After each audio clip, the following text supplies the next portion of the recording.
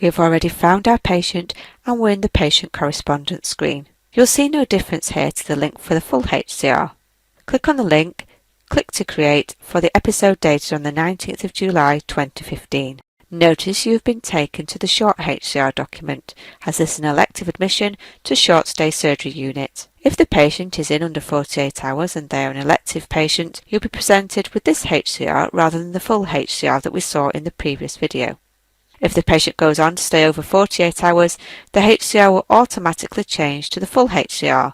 But notice here, as a doctor you can decide to convert to a full HCR at any time by clicking on this button. It is still important that you check that you have the correct GP here. The event date is the admission date. Then we have the consultant and ward. Document description is a free text box and it is used to indicate what the HCR relates to. It only needs to be a few words to indicate the main presenting problem. Reason for admission. Here you can state the procedure.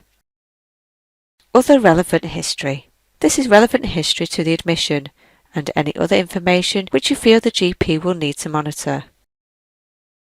Diagnosis. In the case of an elective example, this can be used to detail examinations undertaken that have resulted in the patient's admission. It is useful to detail the actual date and who conducted the examination. Procedures. Give the GP as much information about the procedure conducted as you would if you were handing over to them in person.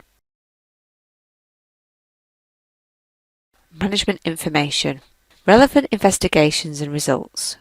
These are the investigations and results undertaken during the admission. However, as there's no management in hospital box, as there is on the full HCR, you'll need to include any other details that you feel the GP needs to be aware of. We've already seen how to complete the drugs changed and stopped in the previous video, so we can click the Established Treatment Unchanged checkbox. You're reminded that the Allergy, Alert and Co-Morbidity section is pre-populated from the information added via the patient summary screen. If you need to add comorbidities, then you would need to return to the patient summary to add them before you can continue. You are also reminded that recording comorbidities is vital information for the patient's care, so don't just leave it blank. All short HCR drugs are prescribed via Advantis, even on EPMA wards. Click on the Prescribed Drugs button. Later in the training we will look at longhand prescribing, but in the case of short HCRs, most of the prescribing is done via the drug packs. Notice the common areas that use drug packs to prescribe on discharge: day case unit, ophthalmology, maxillofacial, and ears, nose and throat. Although in our clinical example no drugs were prescribed, let's take a look at the ophthalmology drug packs. Click on the Opth tab. You will need to become familiar with the codes and the content of the packs. Click to indicate the left eye. Click to select CAT-KI.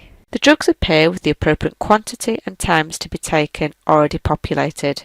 Please note that these drugs can't be edited, but if you did need to amend a drug, you would need to delete it here and then re-prescribe it using the alphabetical list at the top of the screen. If the drugs were dispensed from the ward stock, you need to click the dispense link here. Failure to do this would mean that the patient may mistakenly be waiting for drugs to arrive from the pharmacy, potentially delaying discharge.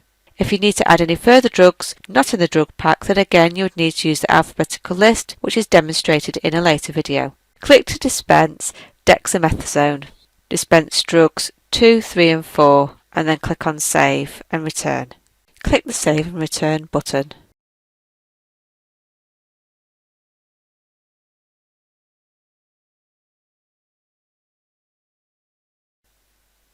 Notice how pharmacy notes have now been marked as not applicable and that 4 drugs have been prescribed. Discharge information. Follow-up arrangements. This includes the arrangements you have made for the patient in the hospital. Recommendations to patient. You're reminded that it is good practice to give the patient a copy of the HCR before they leave the ward.